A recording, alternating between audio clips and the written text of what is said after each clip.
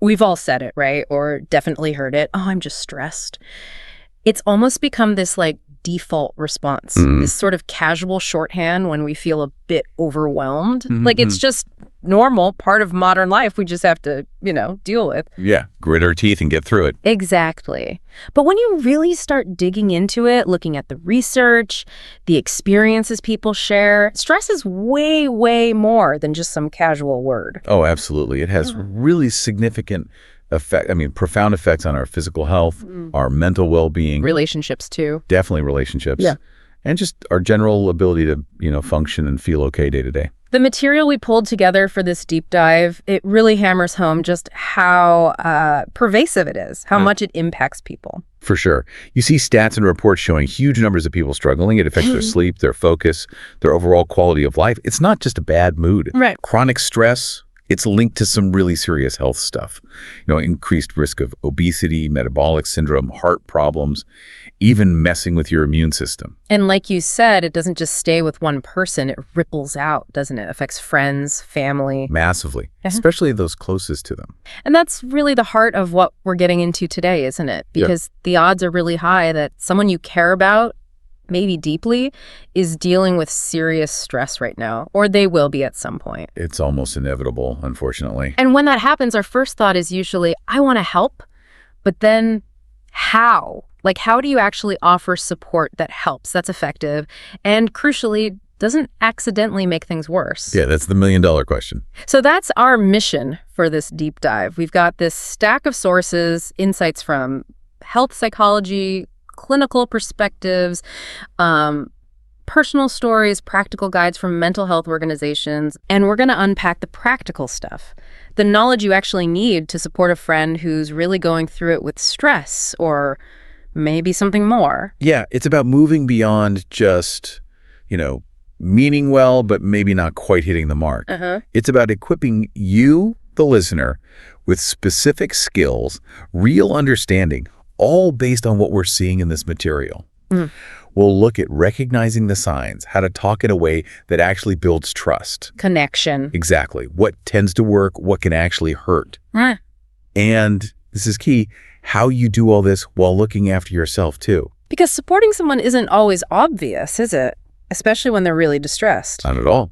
So hopefully this deep dive gives you a clearer roadmap, informed by psychological insights and those really valuable lived experiences in the sources. Okay, let's dive in then. When we talk about helping a friend who's struggling, the very first step has to be, noticing they are struggling. Right, spotting it. How do you even tell if it's just a rough day? We all have those, or if it's something, deeper, more persistent? Yeah, because stress, emotional struggles, they show up in so many ways.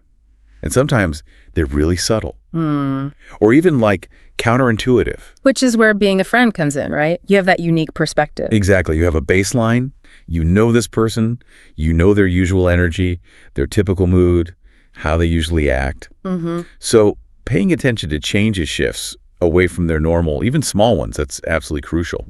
The sources we looked at point to a few key areas where you might notice these kinds of shifts. And the first big one seems to be changes in their behavior. What sort of things are we talking about there? Well, this can look like a lot of different things. One common sign is losing interest in stuff they used to genuinely love. Maybe they were always up for that weekly run, or game night was their thing, or they poured hours into a hobby. And suddenly they're just not. They're making excuses, saying no more often. Yeah, that loss of interest, that anhedonia, that's a big flag. And often connected to that is isolation, right? Exactly. They might start pulling away, isolating themselves, less social interaction. So not returning texts or calls as quickly or at all. Yeah, or canceling plans last minute, avoiding gatherings. It's not always because they don't want to see you. Sometimes it's just feeling overwhelmed, exhausted, or like they'd be a burden. That makes sense. What about sleep? Stress definitely messes with sleep. Oh, hugely. It's often one of the first things to go haywire. Big changes in sleep patterns. Like sleeping way more. Could be. Sleeping a lot more than usual. Maybe crashing all weekend but still seeming exhausted. That suggests the sleep isn't really restorative. Or the opposite, insomnia. Right. Trouble falling asleep, staying asleep. And tied to this, you might see their productivity dip. At work, school, or even just managing daily stuff chores. Schedule things they normally handle fine. Okay. And eating habits, another one. Yep. Significant changes there are often linked to stress, too. Could be losing their appetite completely, maybe noticeable weight loss. Or the opposite again, comfort eating. Exactly. Increased emotional eating, eating a lot more than usual, sometimes leading to weight gains. Yeah. It's not usually conscious dieting. It's how stress messes with appetite and coping. The sources also mention more concerning shifts, like increased substance use, alcohol, drugs, maybe as a way to cope or numb out, or even seeing impaired judgment, maybe acting less inhibited than they normally would. That can be a sign they're struggling to regulate or cope. Okay, so behavior covers a lot. What about changes in how they look, physical appearance? Yeah, this can be a bit more subtle sometimes, but still important if you see them regularly. Maybe neglecting basic hygiene or self-care. Like not showering as much or wearing the same clothes. Good kind of, yeah. Yeah. Or just generally looking less put together than usual for them. And simply looking tired or sad a lot of the time. That persistent fatigue look. Right, dark circles, or just a general expression of sadness that doesn't seem to lift. And as we mentioned with eating, dramatic weight changes, loss, or gain can be outward signs of that inner struggle. Okay, so behavior appearance. Yeah. Then definitely changes in mood. Absolutely. And we're not just talking about a bad day because, they missed the bus. Right. It's more about a persistent difficulty coping with everyday stuff. Things they used to manage okay now feel overwhelming. They might worry constantly, stress out, way more than seems typical for the situation. Or really overreacting to small things. Exactly. Getting irritated easily, snapping, maybe showing more anger or aggression than usual. Or, on the flip side, just this persistent feeling of sadness, hopelessness, like a cloud hanging over them that won't go away. These aren't just fleeting feelings, they're prolonged states affecting their life. The sources also really emphasize listening to what they actually say, the verbal cues. What should we tune into there? This is really key, and sometimes it can be pretty confronting. Pay close attention to negative self-talk. Like beating themselves up. Yeah. Phrases like, I'm totally worthless, I mess up everything, or even darker things like, everyone will be better off without me. These are more than just complaints. They signal real pain. And expressions of hopelessness.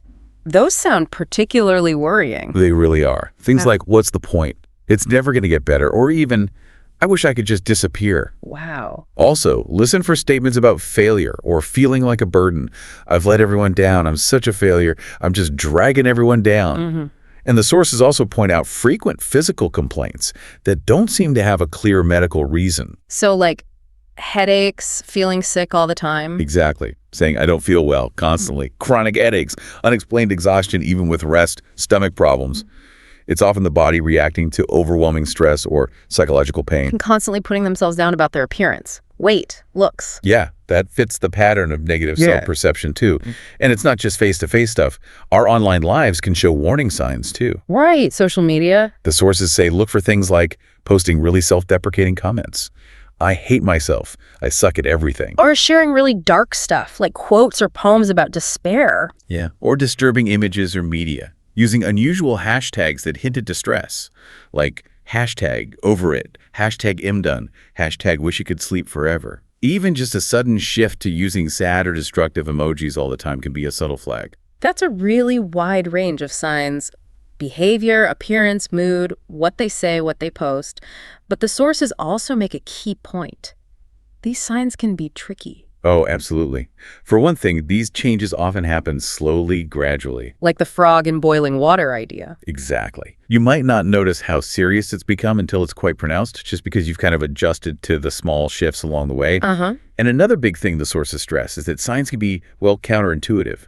What looks like anger might actually be depression for that person. Or someone isolating might actually be dealing with intense anxiety. Precisely. Or withdrawing from everything could be linked to an eating disorder or just sheer exhaustion from chronic stress. The point isn't for you to diagnose your friend. That's not your job. Yeah. But it is important to be open to the possibility that things aren't always textbook, that struggles can look different in different people. It helps you see that maybe something deeper is going on. So with all these potential signs, some subtle, some confusing, what's the main takeaway for noticing if a friend needs support? It really boils down to trusting your gut, your instinct. As a friend, you have the unique baseline knowledge we talked about. If you have that nagging feeling something's off, if you're worried beyond just a passing thought, the sources really emphasize trusting that feeling. It's okay to take the risk. Gently and honestly express your concern. You're not accusing them or diagnosing. Not at all. Okay. You're just saying, hey, I've noticed you seem a bit different lately, or I've been worried about you. Is everything okay? You're just letting them know you see them and you care. These signs matter, especially if they stick around. Your noticing could be the first vital step. Okay, so let's say you've noticed something, trusted your gut, reached out. Now comes the really crucial part, listening. Yeah. But the sources say it's way more than just hearing them, right? Oh, much, much more. The material consistently points to active, empathic listening as maybe the most fundamental skill here. Active and empathic, what does that really mean in practice? It means consciously trying to understand their experience from their point of view, not just feeling sorry for them. Right. It's about creating a safe space where they feel they can share, listening without judging, and accepting their feelings as valid for them, even if you don't fully get it, or you'd react differently. And there's actually a biological reason why this helps, isn't there? Something about oxytocin. Yeah, it's fascinating. When we really engage in empathy, both giving and receiving it, our brains release oxytocin. The bonding hormone. Exactly. It builds trust, cooperation, connection.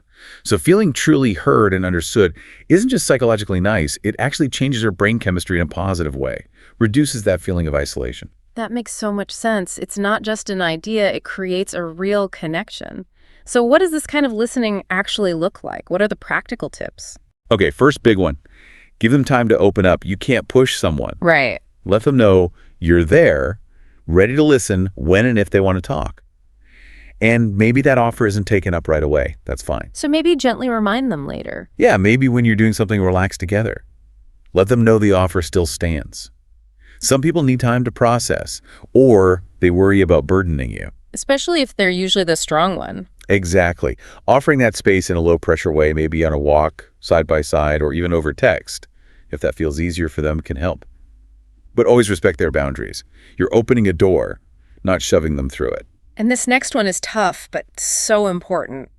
Try not to interrupt. Oh, it's so tempting. You hear something you want to jump in with reassurance or advice or, oh, that happened to me too. Yeah, you mean well. Of course. Yeah. But interrupting can feel really frustrating to the person sharing. Like you're rushing them or you don't think they're coping right. Patience is key. So just let them finish. Let them finish their thought. Show you're listening with little nods, maybe soft ahas or okay, and minimize distractions. Quiet space, phone away. Give them your full attention. The sources also mention matching their pace and tone. What's that about? It's a subtle thing, but it builds connection. If your friend is talking really slowly, quietly, low energy because they're down, and you come in all super upbeat and fast-paced, it can feel jarring. Creates a disconnect. So kind of mirror them a bit. Sort of. Slow down your own pace, match their general tone. It shows you're tuned in to where they are emotionally, makes them feel less alone in it. Okay. And validating their emotions. This seems absolutely essential. This is probably the heart of empathy in action. Accepting their feelings as real and valid for them. Even if you don't agree with their viewpoint or think their reaction is, over the top. So you don't have to agree with why they feel that way. Exactly. But you validate the feeling itself. The sources give good examples. Instead of saying, stop worrying, the doctor said you're fine, which dismisses their current anxiety. Right. Try something like, I'm so sorry you're going through this. It sounds really tough, and it's totally understandable you feel anxious right now. See the difference? Yeah, it acknowledges the feeling. It does. And then maybe follow up with, is there anything practical I could do to help today? Body language comes up too, theirs and yours. Huge. So much communication is nonverbal. Stress can make someone seem closed off, avoiding eye contact, arms crossed, frowning. Even when they need connection. Exactly. So pay attention to their body language, facial expressions, posture, gestures to get a better read on their feelings. And just as importantly, be mindful of your own. So try to seem open. Yeah. Relaxed posture, maybe lean in slightly, nod, avoid crossing your arms. Project calmness and openness. What about eye contact? The sources said it's tricky. Yeah, it's nuanced. Eye contact shows engagement, but too much constant direct eye contact can feel intense or confrontational, especially if someone's feeling vulnerable or anxious. So it's okay to look away sometimes. Definitely. Break it gently, look away briefly, then re-engage. And some people find talking about hard stuff easier side by side, like on that walk we mentioned, rather than face-to-face intense conversation. That makes sense. And by consciously using welcoming body language yourself, appropriate eye contact, soft expression, open posture, you help counteract any closed-off signals they might be sending unconsciously. Create safety. Okay, another technique. Reflecting on what they're saying. Powerful tool. It checks your understanding and shows them you're really processing it.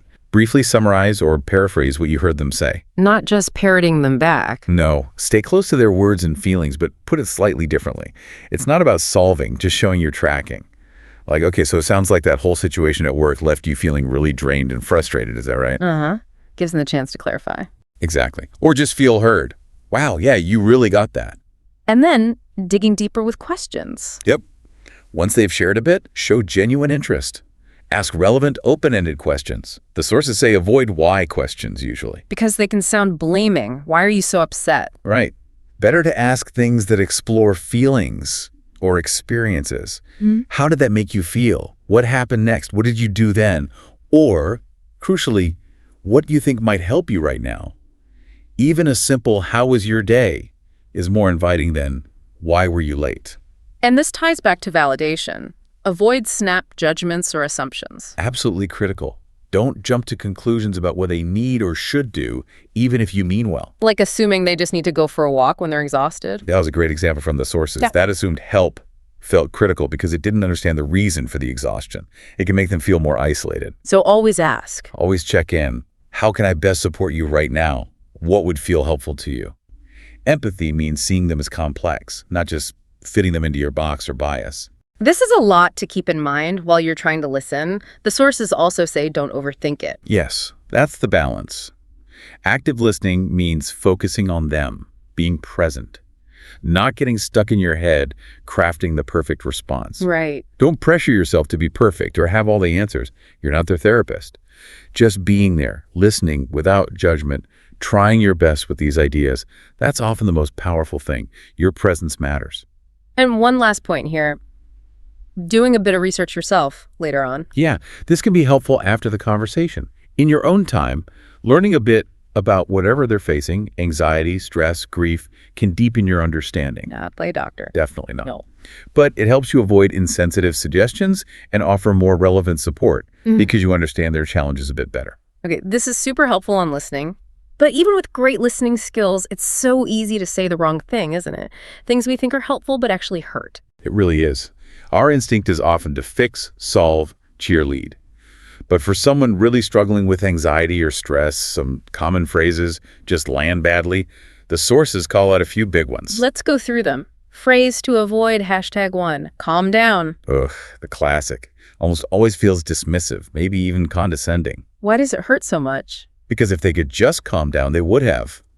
Telling them to implies they're choosing to feel this way or they're overreacting and should control it. Which makes them feel ashamed. Ashamed, powerless, misunderstood, and usually even less calm. So what's the alternative?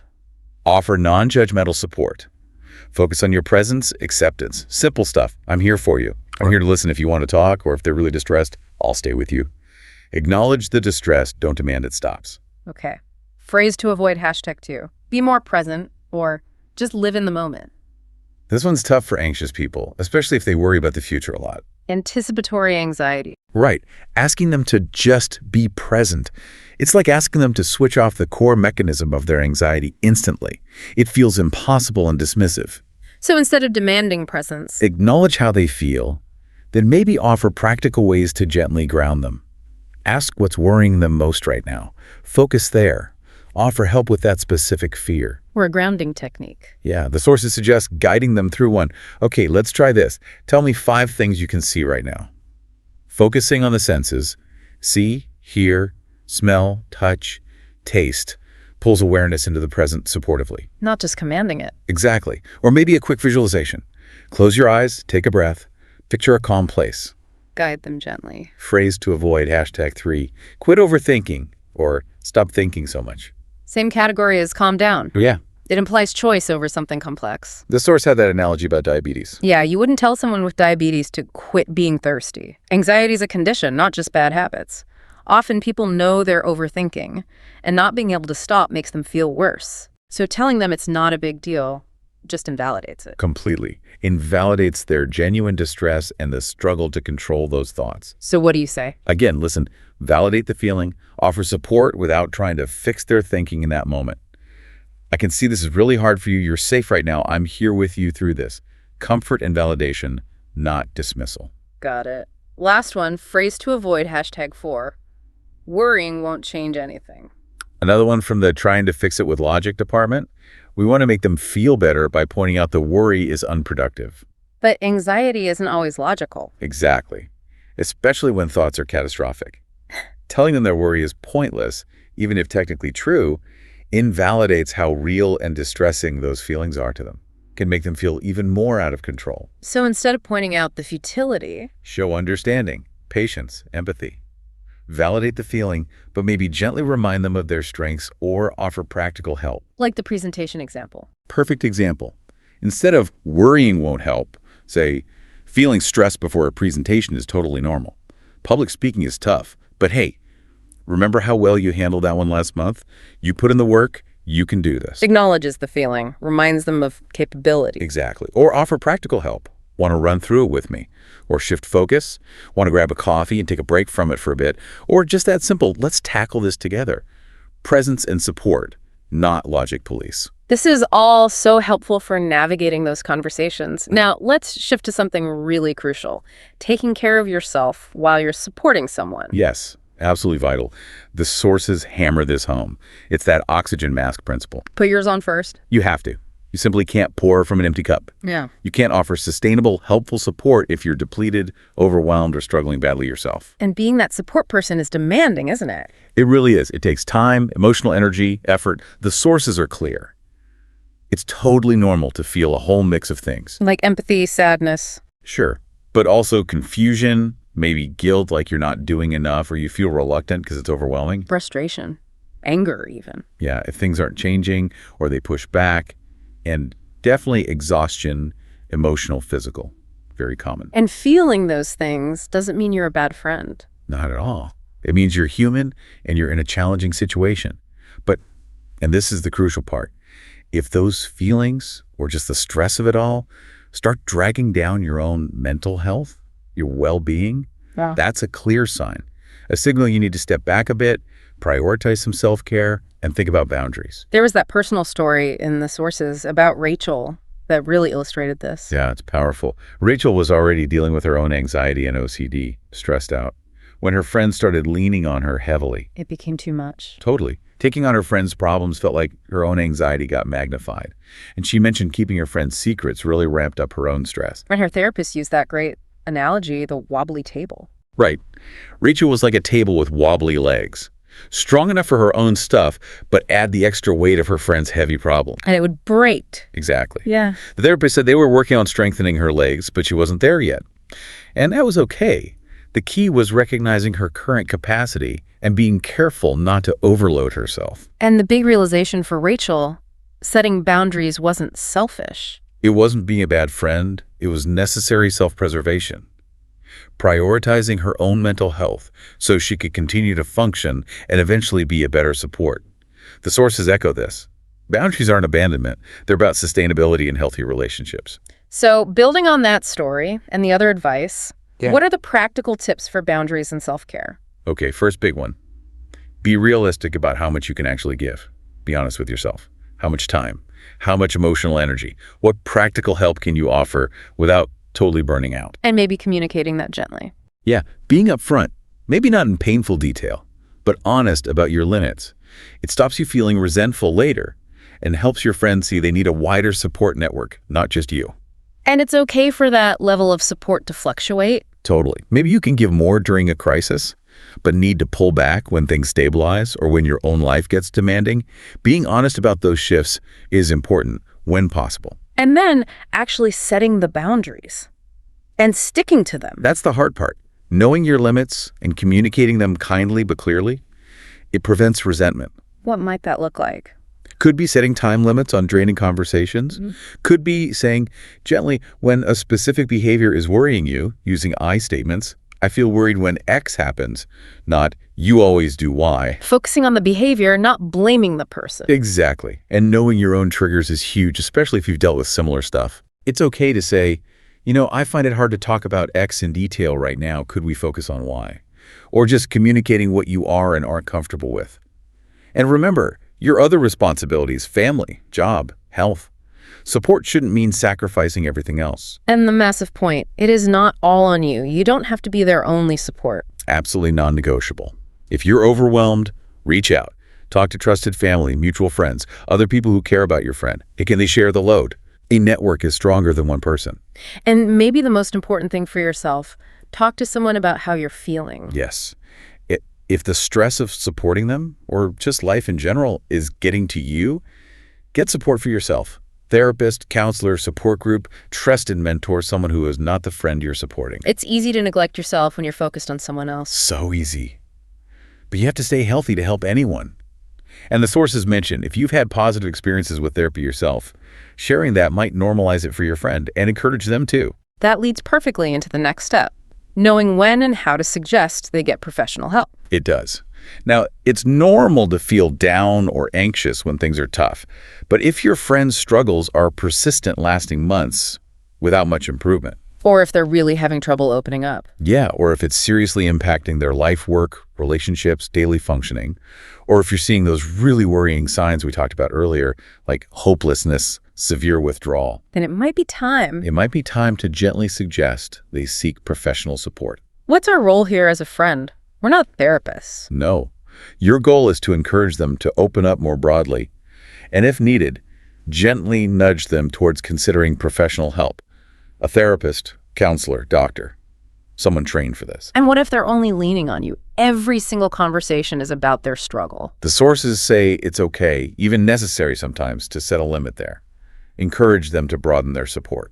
And there is some suggested wording for that difficult conversation. Yeah, something like, look, I'm here for you. I want to support you however I can. But it feels like maybe you're dealing with something bigger than I alone can help with. It might be really important for you to reach out to others too, and maybe explore things like talking to a professional to really start tackling this. Validates them, but gently redirects. Exactly. And then offering practical help can make a huge difference. Like offering to help them make the call or find resources. Yes. Suggesting therapy can feel daunting.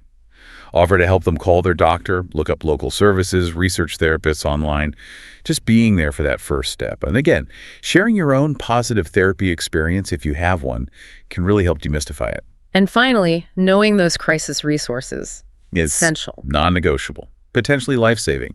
The sources are really clear. If your friend is in immediate danger, threat of harm to self or others, call emergency services, 911 in the U.S. And if you're worried but not sure if it's a crisis, or you just need advice on how to help, You're not alone. Text START to 741-741 for the crisis text line, or call or text 988 for the Suicide and Crisis Lifeline. Free, confidential, 247. Trained counselors can give you advice, support you, or help connect your friend to help. Don't hesitate to use them. Okay, wow. We have covered so much ground today. Recognizing signs, deep dive into listening, what helps, what hurts, self-care, boundaries, suggesting professional help. It's a lot. It is. But before we wrap up, there's one last kind of powerful idea from the sources that seems to weave through all of this. Which is that helping others, it's actually good for the helper too. Exactly. The material points to research showing that supporting others, engaging in that kind of altruistic behavior, can actually reduce your own stress, boost your well-being. So it's not just a burden when done right. It can be mutually beneficial. Right. And maybe even simpler than that, stepping back from all the techniques. The sources really highlight the huge value of just being present. Yeah, you don't need all the answers. You don't need to fix everything. Not be a therapist. Definitely not. Just offering your time, your attention, listening without judgment, letting them know they're not alone. That in itself is incredibly powerful support. That's such a comforting thought, isn't it? Take some pressure off. It's about connection, kindness, just being a friend, but maybe a friend with a few more tools in the toolkit. That can make a world of difference. Your willingness to show up really matters. Okay, let's try and summarize the key takeaways from this deep dive for you, our listener. First, pay attention. Notice those changes in behavior, appearance, mood, communication in your friends. Trust your gut if something feels off. Then practice that active, empathic listening. Give them space, try not to interrupt, validate their feelings, use open body language, reflect back what you hear, ask open-ended questions. Know what not to say. Avoid those dismissive phrases like calm down or quit overthinking. They invalidate. And critically, look after yourself. Set realistic boundaries. Practice self-care. Remember that oxygen mask. You need to be okay to help. Don't go it alone. Lean on others for support, both for your friend and for you. Get help yourself if you're struggling. Know when and how to gently suggest professional help if needed, and offer practical support with that step. And know those crisis resources, 988-741-741. And finally, remember the simple power of connection and kindness. Sometimes just being there, truly present, is the most helpful thing you can do. Yeah, it's interesting how linked it all is, isn't it? Your ability to support someone else effectively is so tied to your own self-awareness and self-care. They really are two sides of the same coin, which leads us to our final thought for you to mull over after this. Think about how practicing these skills, really seeing others, listening deeply, communicating carefully, setting those healthy boundaries, prioritizing your own well-being, how that doesn't just make you a better friend. It builds your own emotional intelligence, resilience. Exactly. It strengthens your capacity for authentic connection across your whole life. That ability to truly see someone else's struggle with compassion while also honoring your own limits, maybe that's one of the most powerful forms of connection there is for everyone involved.